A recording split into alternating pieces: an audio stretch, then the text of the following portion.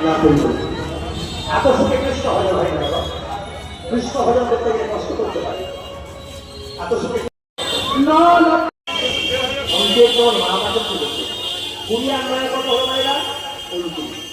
আপনার বাড়িতে শঙ্খ বাজান, কিছু কবার বাজান, ধরে বলুন 3 বার। এত সৃষ্টি করেন আমরা যে মা তার সন্তানকে কৃষ্ণ ভক্ত জন্ম দিতে পারে, তার গর্ভটাকে রত্ন গর্ভাবন হয়। আপনার গর্ভে যদি কৃষ্ণ ভক্ত সন্তান জন্ম নেয়, আপনার গর্ভটা রত্ন গর্ভ হয়ে যাবে। এই গর্ভটাকে রত্ন গর্ভাবন। অনুকূল ঠাকুর বলছে, এরোপ্লেন সব জায়গায় নামে না, এয়ারপোর্টে নামে, সব জায়গায় নামছে না। মহাপুরুষের আত্মা সব জায়গায় ঘুরে বেড়াচ্ছে, ভালো গর্ভ পাচ্ছে, আসতে পারছে।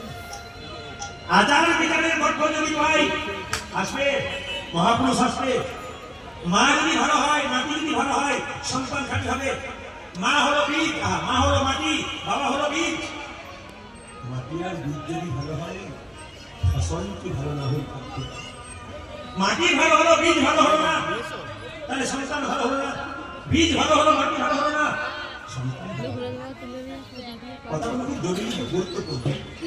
এই কথাগুলো আপনারা শুনবেন, আপনার মনে রাখছে যে যেখানে বসে আছে।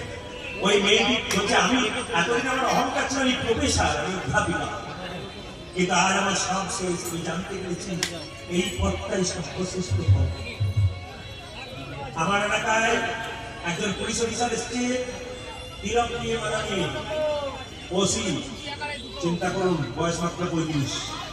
বলছে আমার সংসারের সংস্কার আমার বাবা মা বেশি দিয়েছে।